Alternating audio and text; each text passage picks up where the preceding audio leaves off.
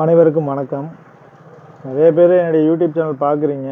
அதில் எந்த அளவுக்கு பொழுதுபோக்காக என்னால் பேச முடியுது, வீடியோஸ் போட முடியுதுன்னு தெரியல. இருந்தாலும் கொஞ்சம் சப்ஸ்கிரைபர் இருக்கீங்க. இவங்க எல்லாருக்கும் நான் சொல்கிறது ஒன்று தான். இப்போ இடையில நிறைய பேர் பார்த்துருப்பீங்க, என்னுடைய வீடியோஸ்லாம் ரொம்ப வந்திருக்காது. அதேமாதிரி ரீல்ஸ் என்னால் பண்ண முடிஞ்சிருக்காது. அதுக்கு காரணம் என்னென்னு கேட்டிங்கன்னா, மன உளைச்சல் தான்.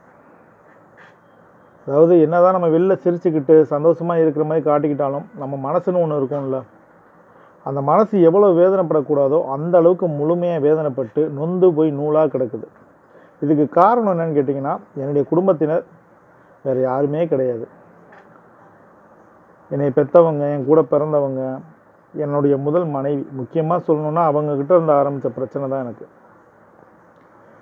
ஏன்னா வாழ்க்கையில் ஏதாவது ஒரு இடத்துல சில சம்பவங்களில் மனசு உடைஞ்சு போகிறது, நொந்து போகிறதெல்லாம் நடக்கும். ஆனால் எனக்கு விவரம் தெரிஞ்ச வயசுல இருந்து கஷ்டப்பட்டுக்கிட்டே தான் இருக்கனே தவிர, என்னுடைய கஷ்டத்தினால மற்றவங்க எல்லாரும் சந்தோஷமாக தான் இருக்காங்க. ஆனால் நான் மேற்கொண்டு கஷ்டப்பட்டுகிட்டே இருக்கேன். இந்த வீடியோ மூலமாக நான் ஒன்று தான் சொல்ல விரும்புகிறேன். என்னுடைய மன உளைச்சல் காரணமாக ஏதேனும் விபத்து நடந்து என்னுடைய உயிருக்கோ இல்லை உடைமைக்கோ ஆபத்து ஏற்பட்டு, சப்போஸ் அப்படி இல்லாட்டியும் நானே தற்கொலை செஞ்சுக்கிறேன்னு வச்சுக்கோங்க. இந்த வீடியோ மூலமாக அது ஒன்று தான் நான் சொல்கிறேன். அதுக்கு முழு காரணம் என்னுடைய அம்மா, என்னுடைய அப்பா, என்னுடைய அண்ணன், என்னுடைய அக்கா, என்னுடைய முதல் மனைவி. இந்த 5 பேரும் தான். ஏன்னா அந்தளவுக்கு ஒரு மன உளைச்சலில் நான் இன்னமும் வாழ்ந்துட்டுருக்கேன். எனக்கு தெரிஞ்சு என் வாழ்க்கையில் நடந்த விஷயங்கள்லாம் யோசித்து பார்க்கும்போது, ஏன்டா இப்படி போய் மாட்டணும்னு நினப்போம் பாருங்கள். அந்த மாதிரியான ஒரு சூழ்நிலையில் நான் இருக்கேன். என்கிட்ட பேசினவங்களுக்கு தெரியும், என்னுடைய கதைகளில் நிறையா நான் சொல்லியிருக்கேன். என்னுடைய கதைகள்ன்றதை விட பேட் ஸ்டோரி தான் எல்லாமே. என் வாழ்க்கையில் எல்லாம் போச்சு, நிம்மதி போச்சு, சந்தோஷம் போச்சு, காசு பணம் போச்சு, அப்படின்னு அதுமாதிரி நிறையா போயிருக்கு. இன்னும் கொஞ்ச நாள் உயிரும் போகும். அந்த உயிர் போகிறதுக்கான முழு காரணம் இப்போ நான் சொன்ன 5 பேர் தான். இதை மரண வாக்குமூலமாட்டே நான் கொடுக்குறேன். என்னடா இப்படி பேசுகிறேன்னு நினைக்காதீங்க. ஆனால் அந்தளவு கொண்டு வந்துட்டானுங்க. ஏன்னா ஒரு விவரம் தெரிஞ்ச வயசில் இருந்து நம்ம சம்பாதிச்ச எல்லாத்தையும் இழந்து நிற்கிற மாதிரி நான் நிற்கிறேன். அவ்வளவும் சம்பாதிச்சதை ஃபுல்லாக மொத்தமாக உருவிட்டு நிர்வாணமாக நிற்க வச்சுருக்கானுங்க. நீங்கள் எது எப்போ வேணாலும் நடக்கலாம்ல. ஏன்னா இதை யோசிச்சுக்கிட்டே நம்ம ட்ரைவ் பண்ணுறோம் அப்படின்னா ஆக்சிடென்ட் நடக்கவும் வாய்ப்பு இருக்குது. நைட்டு தூக்கமே இல்லை. நான்லாம் தூங்கி ரொம்ப நாள் ஆச்சு.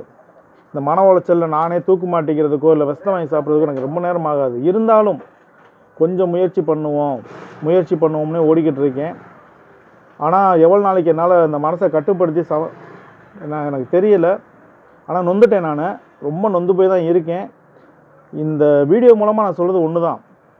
நீங்கள் ஏதாவது செய்யணும்னு நினச்சிங்கன்னா, வாங்கணும்னு நினச்சிங்கன்னா, அதை எதையுமே உங்கள் பேரில் வாங்குங்க. நம்மளுடைய அம்மா, அக்கா, அண்ணன், தம்பி நம்மளுக்கு செய்வானுங்கன்னு சொல்லி இடம், வீடு எதையுமே அவங்களுக்கு எதுவுமே செஞ்சிடாதீங்க. உங்களுக்கு விவரம் தெரிஞ்சிருச்சுன்னா உங்கள் பேரில் சேர்த்து வைக்க செய்யுங்க. நான் சேர்த்து வைக்கலை.